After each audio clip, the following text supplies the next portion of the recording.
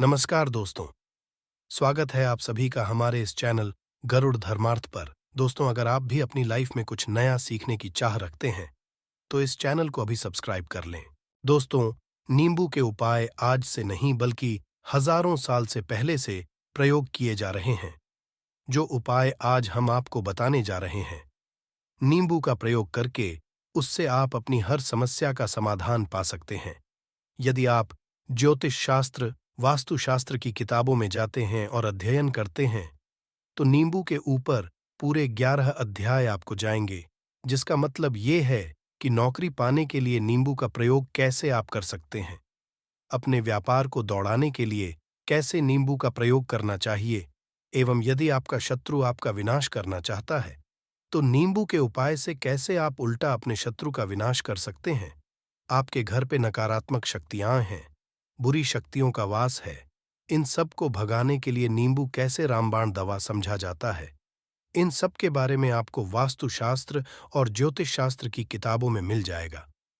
दोस्तों, यदि आपका भाग्य सो चुका है, आपके घर पर ऐसी शक्तियां आ गई हैं जिसकी वजह से आपके घर में लड़ाई होती रहती है, पति पत्नी में बनती है, तो दोस्तों, आज के जो उपाय हम आपको बताने जा रहे हैं, वो आपकी सारी समस्याओं का समाधान कर देंगे।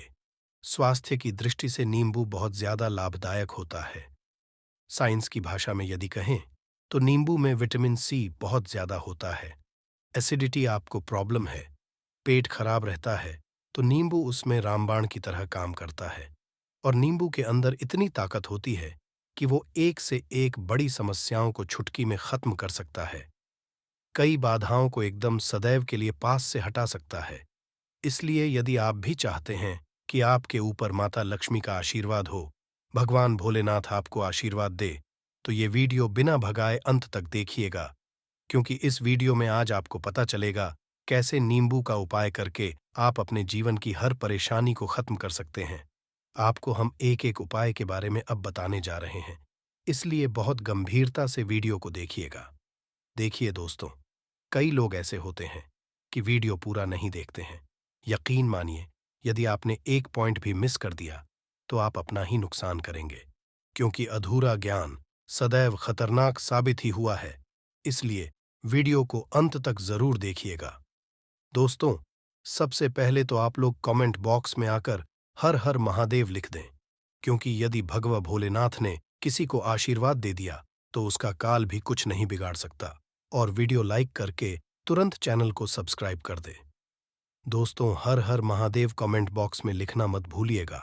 तो सबसे पहले आखिर कौन से वो 10 उपाय है जिसके लिए हमने ये बनाया है, तो बहुत ही ध्यान से सुनिएगा। तो पहला उपाय है बुरी नज़र से बचने के लिए। अच्छा, आप लोगों ने अक्सर देखा होगा, ट्रक जब चलता है, गाड़ियां जब है, या छोटी दुकानें होती हैं, या फिर बड़ी दुकानें होती हैं, उसमें नींबू और मिर्च टंगा हुआ होता है। इसका मुख्य कारण क्या है, आज हम आपको बता देते हैं। देखिए, कहा जाता है कि जब भी लू चलती है और आप अपनी जेब में प्याज रख लेते हैं, तब आपको लू नहीं लगती है, या जहां पर गर्मी ज्यादा होती है, वहां पर रखते हैं। तो प्याज जो होता है, वो गर्मी को सुख है। यदि आपका व्यापार अच्छा चल रहा है और कोई व्यक्ति आप दुकान पर नजर लगा देता है, आपके बिजनेस पर नजर लगा देता है, तो यकीन मानिए, एक कहावत कही गई है कि नजर से तो हरा पेड़ भी सूख जाता है। इसी तरीके से जो चलता हुआ व्यापार होता है, वो तक बंद हो जाता है। यदि किसी व्यक्ति ने आपके ऊपर नजर लगा दी है, तो इसीलिए लोग क्या करते हैं कि अपनी दुकान में नींबू और मिर्ची रखते हैं। इसका जो मुख्य कारण है, बताया गया है कि नींबू खट्टा और मिर्ची का तीखापन जो होता है, वो बुरी नजर वाले व्यक्ति को भंग कर देता है, जिससे वह अधिक समय तक खुद को असरदार नहीं पाता है। यह हिंदू पुराणों में साफ साफ लिखा हुआ है, जिसका मतलब यह है कि यदि आपका व्यापार चल रहा है और आप किसी का भी बुरा नहीं चाहते हैं, और कोई व्यक्ति आपका बुरा चाहते हुए आपके ऊपर लगातार नजर लगवा रहा है, आपके ऊपर तंत्र विद्या करवा रहा है, बुरी आत्मा पीछे लगवा रहा है, और यदि आपने पहले से ही नींबू टांग रखा है, तो ये सारा प्रभाव उल्टा उसके ऊपर पड़ जाएगा और वह बर्बाद हो जाएगा। इसलिए यदि आप कोई भी करते हैं, तो नींबू और मिर्ची को टांग करके रखिएगा। दोस्त, दूसरा, इसका जो उपाय होता है वह वास्तु दोष को मिटाने के लिए होता है।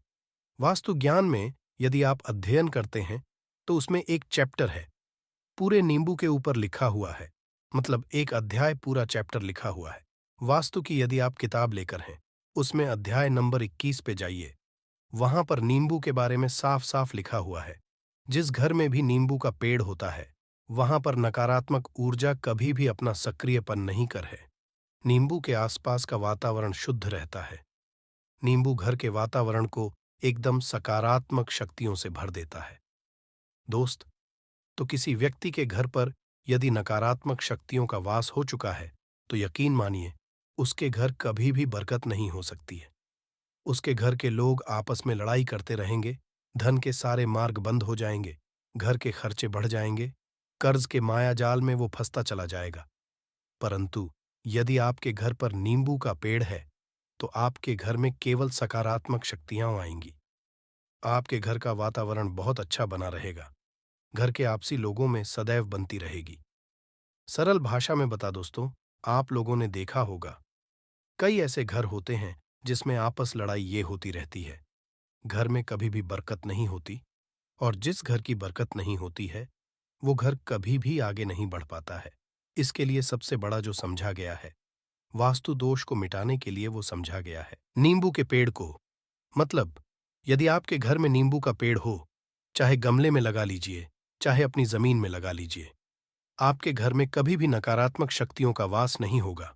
और मान लीजिए यदि आपके घर आपको ऐसा लगता है कि किसी ने काला जादू करवा दिया है, तंत्र विद्या आपके घर पर करवा दी है और आप लोग बहुत परेशान हो गए हैं घर की लड़ाई को देख करके, तब आपको जो बताने जा रहे हैं वो सुनिएगा।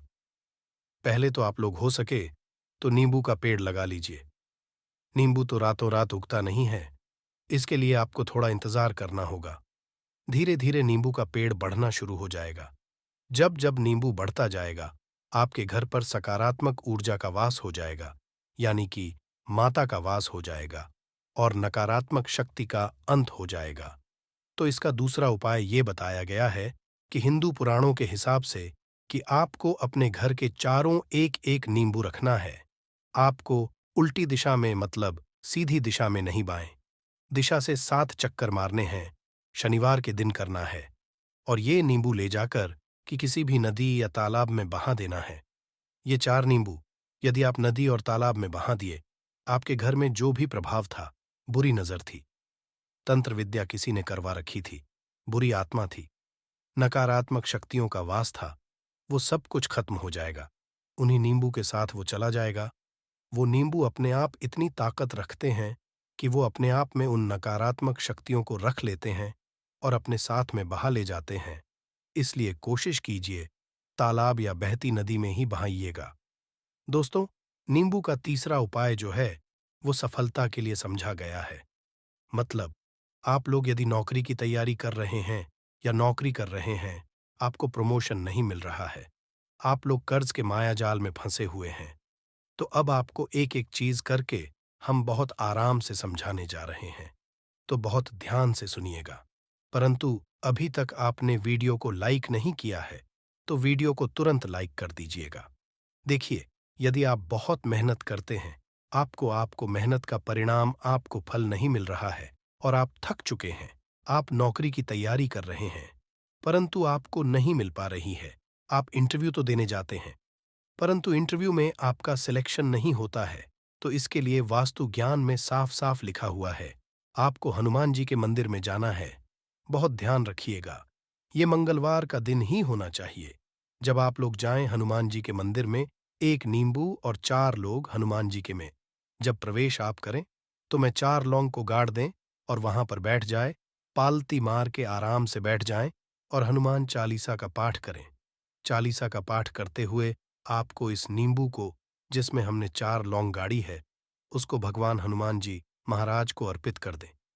यदि आप इतना कर देते हैं तो यकीन मानिए जो आपके ऊपर बाधाएं आई हुई थी, यदि आपका मंगल अच्छा नहीं चल रहा था, वो अच्छा हो जाएगा। नवग्रह जो आपके साथ नहीं दे रहे थे तो वो आपका साथ देना चालू कर देंगे।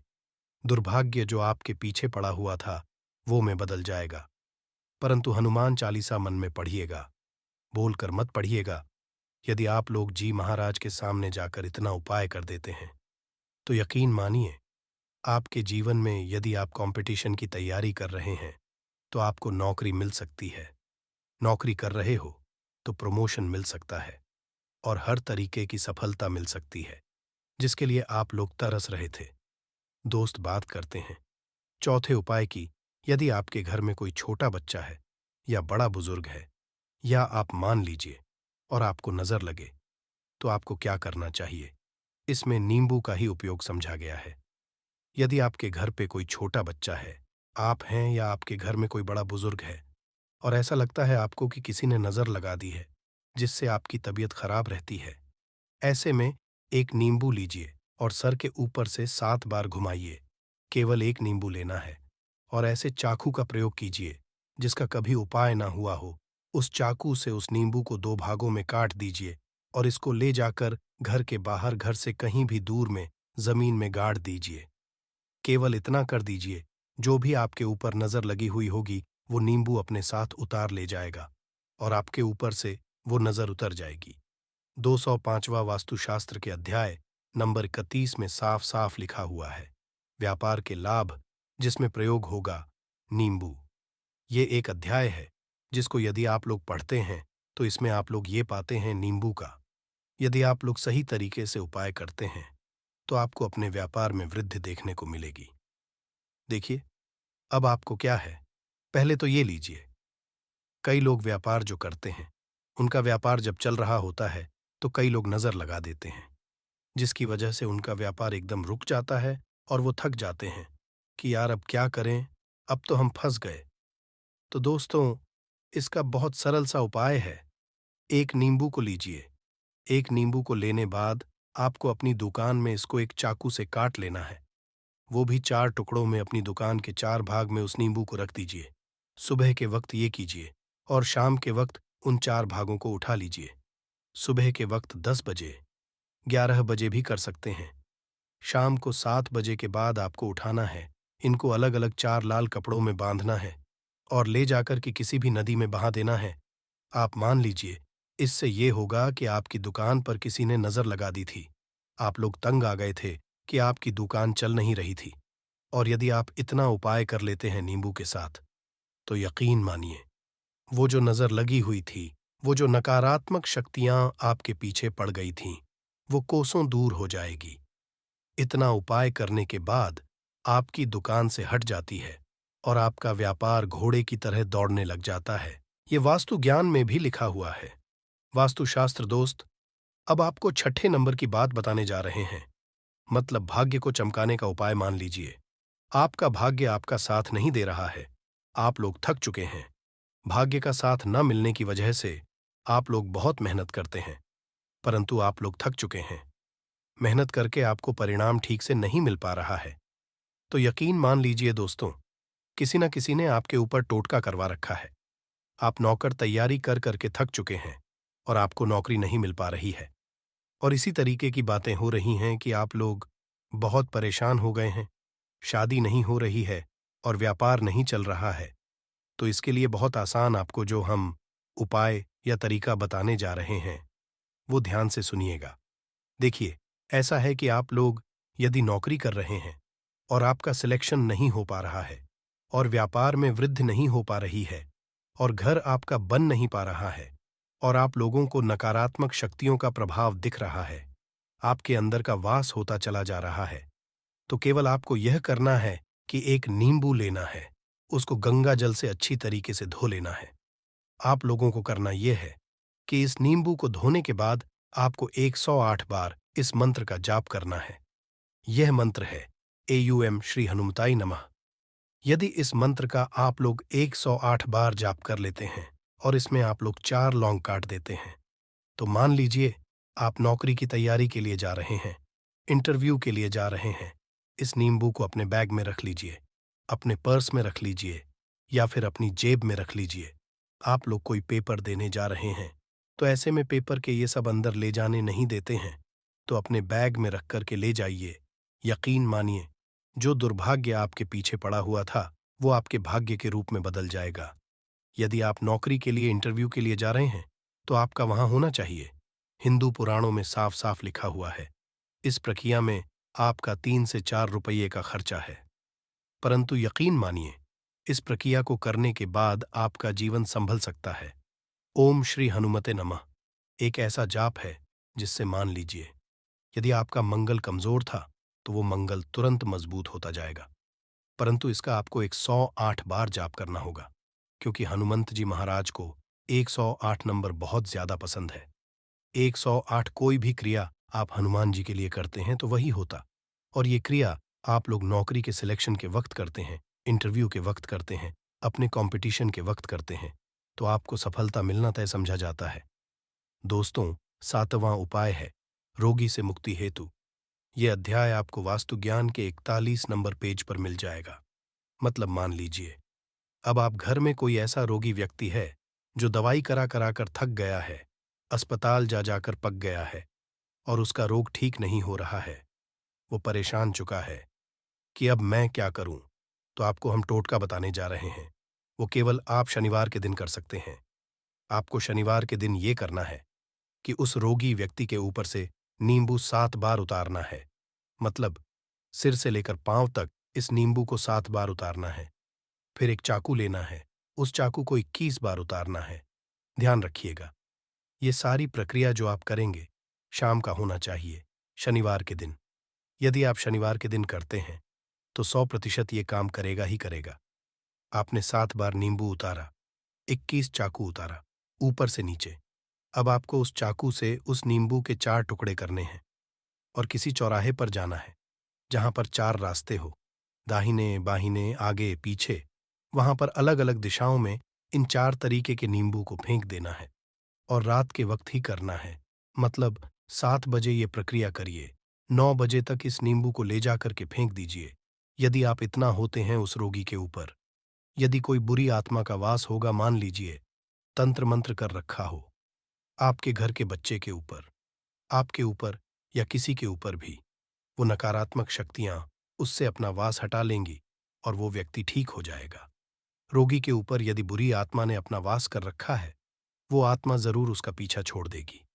दोस्तों, ये सारी बातें आपको जानने को नहीं मिलेंगी, परंतु हम केवल इसलिए आपको बता रहे हैं कि आपका भला हो सके। एक नींबू के आप लोग सोच लीजिए कितना ताकतवर होता है वो नींबू। इसलिए तो पुराने समय के जो साधु थे, संत महात्मा लोग होते थे, तो वो नींबू को जरूर अपने पास थे कि कब कहाँ पे नींबू की जरूरत पड़ जाए और उस नींबू से उस तंत्र मंत्र को हटा लें। दोस्त, वो बात करते हैं 8वें नंबर की आपको संतान प्राप्ति है, तो ये बहुत कम लोगों के लिए होता है। परंतु तब भी जान लीजिए, मान लीजिए आपकी संतान नहीं हो रही है, कोई ऐसी महिला है जो बांझ है, जो इस वीडियो को देख रही है, उनकी संतान नहीं है, संतान के लिए वो थक चुके हैं। एक दिन लिख लीजिए कहीं कागज पत्र में उत्तरा फाल्गुनी नक्षत्र, उत्तरा फाल्गुनी नक्षत्र। एक ऐसा दिन होता जो बहुत शुभ समझा गया है निहित संतान लोगों के लिए। यदि आप इस दिन का जो पौधा होता है उसकी जड़ तोड़ लाते हैं और उसे देसी गाय के दूध में मिलाकर के पी लेती है, निश्चित ही आपको संतान की प्राप्ति होगी और बहुत ही संतान की प्राप्ति होगी।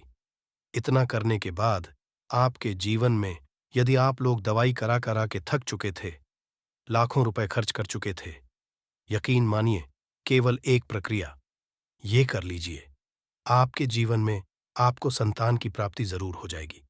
दोस्त है अवकाश रुपए की प्राप्ति। अवकाश रुपए की प्राप्ति मतलब कह लीजिए आपको कहीं एकदम रुपए या पैसा मिल जाए। आप कालाबाजारी करते हैं, आप सट्टाबाजारी करते हैं, आप जंगल में जाते हैं, आप खेतों में काम करते हैं। यदि आप वो प्रक्रिया कर लेते हैं जो हम आपको बताने जा रहे हैं, तो यकीन मानिए आपको कहीं ना कहीं से रुपया पैसा जरूर मिलेगा। नौकरी में कहीं एकदम से रुपया आ जाएगा या बिजनेस में एकदम से रुपया आ जाएगा। तो बहुत ध्यान से सुनिएगा जो आपको हम बताने जा रहे हैं। केवल ये करना है दोस्तों, एक नींबू लेना है, उसको अपने ऊपर से हर शनिवार को, ये प्रक्रिया आपको 41 शनिवार है, अपने ऊपर से 7 बार घुस मजा है। शाम के वक्त शाम को अपने ऊपर 7 बार घुस मजा है। लगातार 41 शनिवार तक आपको 7 बार घुस मजा है और उसको एक लाल कपड़े में बांधना है और किसी पीपल के पेड़ पर गाड़ना है। और ये अलग अलग पीपल का पेड़ होना चाहिए। ऐसा नहीं कि एक ही पीपल के पेड़ के नीचे आप लोग गाड़ते चले जा रहे हैं। 41 शनिवार 41 बार किसी भी पीपल पेड़ के नीचे गाड़ना है। यदि आप इतना सेफ कर देते हैं तो आपकी में हल्का सा भी भाग्य आपका साथ दे देता है। तो यकीन मानिए, आपको एकदम से कहीं से रुपया पैसा मिल जाएगा। आपका सट्टा बाजारी में रुपया दुगना हो जाएगा। आप लोग नौकरी कर रहे हैं, उसी में से कहीं से आपको कमीशन मिल जाएगा। कुछ ऐसा हो जाएगा, आप लोगों की प्रॉपर्टी इतने बड़े दाम पर बिक जाएगी जिसका आप लोगों को अंदाजा नहीं था। तो यदि आप लोग कर लेते हैं 41 शनिवार अपने ऊपर से 7 बार घुमा करके और पीपल के पेड़ के नीचे गाड़ते रहते हैं, तो यकीन मानिए आपको रुपए की प्राप्ति होना तय है। दोस्तों, आप उपाय मृत्यु चकमा देना। यदि लोग सफर पर जा रहे हैं, जैसे आप लोग जानते होंगे कई लोग ट्रैवल्स का काम करते हैं, कई लोग घर के काम से बाइक से मोटरसाइकिल से कार से जाते रहते हैं, तो घर से निकलने से पहले एक नींबू लीजिएगा और जब आप बाइक कार चलाने जा रहे हैं आगे रख दीजिए और अपनी गाड़ी से उसी के ऊपर से गुजारते हुए जाइए। ऐसा पूरी तरह से फट जाए, मान लीजिए उस दिन यदि आपके ऊपर किसी भी तरीके का एक्सीडेंट लिखा होगा, ऐसी कोई अनहोनी लिखी होगी तो हो जाएगी। दोस्त, ये सारी बातें वास्तु ज्ञान में आपको मिलेंगी और कहीं जानने को नहीं मिलेंगी, परंतु ये सारी बातें छानबीन कर हम लोग आपके लिए लेके इसलिए आए हैं ताकि आपका भला हो सके।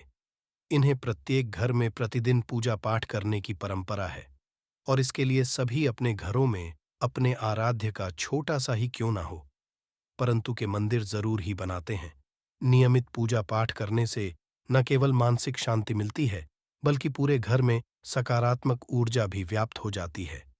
परंतु यह बात भी सच है कि पूजा पाठ करने के कुछ नियम भी होते हैं जिन्हें यदि हम कर देते हैं तो हमें हमारी पूजा का पूरी तरह से फल हासिल नहीं होता। पूजा करने के नियम प्राचीन काल से ही चले आ रहे हैं, जो कि एक ठोस धरातल पर आध्यात्मिक और वैज्ञानिक दोनों ही दृष्टिकोण ऐसा ही एक महत्वपूर्ण नियम है। नाद यानी कि पूजा करते समय हम जब घंटी बजाते हैं, उसे बजाने के लिए शास्त्रों कुछ नियम निर्धारित किए गए हैं। शास्त्रों में देवताओं के सामने घंटी बजाने का बहुत अधिक महत्व बताया गया है, जिसे हम इस कृष्ण श्लोक के द्वारा समझ सकते हैं। आगम अर्थमतु देवानाम गमन, देवता आह्वान चरण। इसका अर्थ है कि घंटी बजाने से देवताओं का आगमन और राक्षसों का गुमान होता है, और जो घंटियां राक्षसों से हमारी रक्षा करती है उसे हमारा नमन है। तो चलिए दोस्तों, जान लेते हैं कि पूजा करते समय जब हम घंटी बजाते हैं तो उसके पीछे क्या कारण है, घंटी को बजाने की क्या नियम है और पूजा के वक्त घंटी बजाते समय होने वाली गलतियां कौन सी हैं जो हमें भूल कर भी नहीं करनी चाहिए। दोस्तों, क्या आपने कभी अपने घर के मंदिर में रखी हुई घंटी को ध्यान से देखा है? यदि आप ध्यान से देखेंगे तो आपको घंटी के ऊपरी हिस्से पर, यानी जहां से हम इसे पकड़ते हैं, उस पर गरुड़ बना हुआ देता है। अंततः घर पर जो हम घंटी प्रयोग करते हैं उसे गरुड़ घंटी कहा जाता है। पूजा करते समय गरुड़ घंटी का उपयोग भगवान को आमंत्रित करने अर्थात भगवान का आवाहन करने के लिए किया जाता है, जिससे एक सुंदर ध्वनि से भगवान का आवाहन करने का आभास होता है। जब हम विधि पूजा करते हैं तो उसमें घंटी का उपयोग जरूर रूप से करते हैं। पूजा संपन्न होने पर आरती करते विशेष रूप से नाद होना चाहिए, नहीं तो हमारी पूजा आदि अधूरी मानी जाती है। परंतु हम में से अधिकांश लोग इसे मात्र एक सामान्य प्रक्रिया मानते हैं और पूजा करते समय घंटी बजाना भूल जाते हैं। तो आइए जानते हैं उन नियमों के बारे में। मतलब, आज की वीडियो पूरी तरह से आपके प्रश्नों पर आधारित है, जिनका उत्तर मैं आपको शास्त्रों के अनुसार देने का पूरा प्रयास करूंगा। तो वीडियो को जरूर देखें और यदि आपको आज की वीडियो अच्छी लगे तो इसे लाइक जरूर कीजिए। जय मां लक्ष्मी। आपके इस वीडियो को जो भी लाइक और चैनल को सब्सक्राइब करें, उसके जीवन में कभी भी धन की कमी ना होने देना। दोस्तों, हमारे प्राचीन शास्त्र की मान्यता है कि सृष्टि के निर्माण के समय सबसे पहले जो बड़ी सी ध्वनि निकली थी वह घंटी की आवाज के समान सुनाई दी थी। घंटी की ध्वनि में ओंकार नाथ का भी आभास होता है, इसलिए घंटी को की आवाज मानते हुए पूजा में स्थान मिला है। इसलिए घंटी का कभी भी अपमान न करें। और जिस तरह से देवी देवता की पूजा की जाती है, वैसे ही घंटी की भी पूजा करनी चाहिए। दूसरी बात, घंटी को प्रणाम करके ही उसे बजाना चाहिए। बिना प्रणाम किए घंटी बजाना अच्छा नहीं समझा जाता दोस्तों। आपने अक्सर यह महसूस किया होगा कि पूजा करते समय जैसे ही घंटी बजाई जाती है, तो पूरे घर के साथ साथ संपूर्ण वातावरण शुद्ध और पवित्र हो जाता है और चारों ओर सकारात्मकता फैल जाती है। परंतु यदि हम नियमों को नजरअंदाज कर देते हैं, तो हमें इसका संपूर्ण फल नहीं मिल पाता है। दोस्तों, अधिकतर लोग पूजा संपन्न होने पर केवल आरती के समय ही घंटी बजाते हैं, परंतु यह भी ध्यान रखें कि भगवान को जल अर्पण करते समय, धूप, दीप लगाते समय, वेद्य अर्पण करते समय नाथ करना चाहिए। ऐसा करने से हमारी पूजा संपन्न मानी जाती है। दोस्तों, घंट बजाते समय भगवान का नाम अथवा आरती जरूर बोलनी चाहिए। 1 या 2 मिनट ना हो, परंतु प्रतिदिन सुबह शाम घर में घंटी जरूर बजानी चाहिए। यदि आपको अपने घर में या अपने आप में नकारात्मकता महसूस हो, तो आप थोड़ी देर के लिए भगवान के सामने घंटी जरूर बजाएं। सारी नकारात्मकता नष्ट हो जाएगी। दोस्तों, पूजा घर में शनि महाराज एकांत विरह, उदासीनता और वैराग्य के देवता माने जाते हैं, जबकि गृहस्थी को चलाने के लिए राग, प्रेम एवं भौतिक चीजों की जरूरत होती है। इसलिए शनि की को घर में नहीं लाना चाहिए। दोस्तों, सबसे पहली बात, दीपक और धूपदान की भारत की परंपरा मिट्टी से जुड़ी हुई है। इसीलिए मंदिर में पारंपरिक मिट्टी का दीपक जरूर होना चाहिए। यदि आप मिट्टी का दीपक नहीं रख सकते हैं, तो धातु के दीपक का उपयोग करें।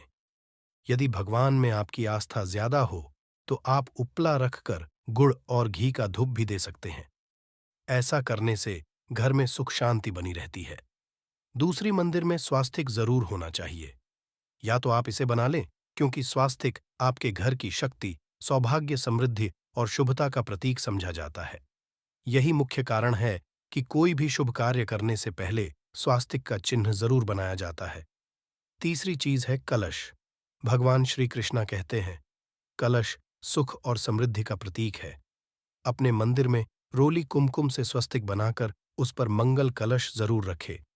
ऐसा करने से घर में सदैव समृद्धि बनी रहती है और की हासिल ही होती है। चौथी चीज, बहुत ही कम लोग जानते हैं कि शंख की उत्पत्ति समुद्र से निकले 14 रत्नों के साथ हुई थी। इसी कारण से शंख महालक्ष्मी को अत्यंत प्रिय है। शंख की ध्वनि से सकारात्मक ऊर्जा का भी संचार होता है। इसीलिए मंदिर में शंख जरूर होना चाहिए। शंख के घर में उपस्थिति से महालक्ष्मी भी प्रसन्न होती है और उस घर में कभी भी धन की कमी महसूस नहीं होती। पांचवी, मंदिर में आपने घंटी देखी होगी, क्योंकि घंटी को शुभ समझा जाता है। इसीलिए जब जब घर के मंदिर में घंटी की आवाज होती है, वहां का वातावरण शुद्ध और पवित्र बनता है। जिस घर में पूजा के दौरान घंटी बजाई जाती है, उस घर के आसपास की सभी नकारात्मक शक्तियां दूर हो जाती हैं और साथ ही सुख समृद्धि के द्वार खुलने लगते हैं। तो ये है वे वस्तुएं जिन्हें घर के मंदिर में जरूर रखनी चाहिए। आइए अब जान लेते हैं कि घर के कौन चीजें कभी नहीं रखनी चाहिए। सबसे पहली चीज, गणेश जी की मूर्ति। घर में कभी भी गणेश जी की मूर्ति 3 अथवा 5 ऐसी विषम संख्या में न रखें। अपने मंदिर में गणेश जी की केवल 2 मूर्तियां रखें। इसे शुभ समझा जाता है। यदि आप अपने मंगल की कामना करते हैं, तो गणेश जी की मूर्ति मुख्य द्वार पर अंदर की तरफ मुख करके लगा लें। कई लोग ये गलती करते हैं कि मुख्य द्वार पर गणेश जी की मूर्ति बाहर की ओर मुख करके लगा देते हैं, जिससे उन्हें काफी का सामना करना पड़ता है। यदि आप चाहें तो द्वार के दोनों ओर लगा दें या फिर मुख्य द्वार के अंदर की ओर लगाइए, परंतु बाहर की ओर कभी भी नहीं लगानी चाहिए। दूसरी चीज, टूटे हुए चावल। अपने मंदिर में कभी भी टूटे हुए चावल ना रखें। इसके साथ ही पुराने चढ़ाए हुए चावल अधिक समय तक न रखें। यह नकारात्मक ऊर्जा फैलाते हैं। यह बात भी ध्यान रहे कि आप मंदिर में रखने वाले चावलों का प्रयोग हल्दी में भिगोकर करें। इससे अधिक शुभ परिणाम मिलेंगे। 3 की तस्वीरें। इसके साथ ही यदि आपके घर के मंदिर में पूर्वजों की तस्वीरें रखी हुई हैं, तो उन्हें तत्काल बाहर निकाल दें। ये आपके परिवार के लिए काफी अशुभ है। धर्म ग्रंथों के अनुसार पूर्वज पूजनीय हैं, परंतु वह देवताओं के बराबर नहीं है। इसलिए अपने पूजा घर में कभी भी मृत परिजनों की तस्वीरें ना रखें। यह आपके लिए अशुभ संकेत है। इसके परिणाम काफी घातक हो सकते हैं और मंदिर का वातावरण भी नकारात्मक हो सकता है। इसके अलावा यदि साधु संत को मानते हैं तो उनकी तस्वीर भी घर की किसी दीवार पर लगाए उसे पूजा घर में भूल से भी ना रखे। ये घर के वातावरण को नकारात्मक बनाता है। इसके साथ ही महाकाली काल भैरव की मूर्तियां भी पूजा घर में नहीं रखनी चाहिए। और हाँ दोस्तों, ध्यान रहे कि माँ लक्ष्मी के खड़े स्वरूप की पूजा मत कीजिएगा, क्योंकि माँ लक्ष्मी हमेशा बैठी हुई मुद्रा में होती है। इसीलिए बैठे हुए स्वरूप को ही पूजना सही है। चलिए दोस्तों, अब हम आपको बताते हैं उन अति महत्वपूर्ण चीजों के बारे में जो आपके पूजा घर में होनी ही चाहिए। धर्म ग्रंथों में इन चीजों को अत्यधिक पवित्र और खुशहाली के साथ साथ समृद्धि का प्रतीक समझा गया है। ये चीजें आपको खुशियों की चौखट पर खड़ा करती हैं, इसलिए ये आपके मंदिर में होनी ही चाहिए। गंगा जल की पवित्रता के बारे में तो आप जानते ही होंगे। माँ गंगा किसी के पापों को धूल देती है, लोगों को देती है। यदि आप भी अपने जीवन में सुख और शांति कायम रखना चाहते हैं तो घर के मंदिर में गंगा जल होना ही चाहिए। इसके लिए आप एक तांबे के पात्र में गंगा जल को भरकर रख सकते हैं। ये आपके परिवार में सुख शांति का प्रतीक है, जो घर की पवित्रता को भी बनाए रखता है। इसलिए कभी भी प्लास्टिक की बोतल या अपवित्र बर्तन जैसे स्टील या लोहे के बर्तनों में गंगा जल नहीं रखना चाहिए। ये अशुभ है। यदि आप महालक्ष्मी को प्रसन्न करना चाहते हैं तो पूजा करते समय माँ लक्ष्मी को कमल का फूल चढ़ाएं। माँ लक्ष्मी कमल के फूल पर ही विराजमान रहती है तो उन्हें बेहद प्रिय होता है, क्योंकि ये कीचड़ से निकलकर भी दुनिया में खूबसूरती और पवित्रता बिखेरता है। इसलिए माता लक्ष्मी की पूजा करते समय कमल का फूल जरूर चढ़ाना चाहिए। ऐसा करने से कई गुना लाभ आपको मिलेगा। दोस्तों, इस दिवाली ध्यान रहे कि दीपक से ना जलाइए। शास्त्रों के अनुसार जो व्यक्ति दीपक से दीपक जलाता है वो रोगी होता है। ऐसा करने से रोग भी परिवार में पनपते हैं। इसलिए कभी भी दीपक से दीपक नहीं जलाना चाहिए।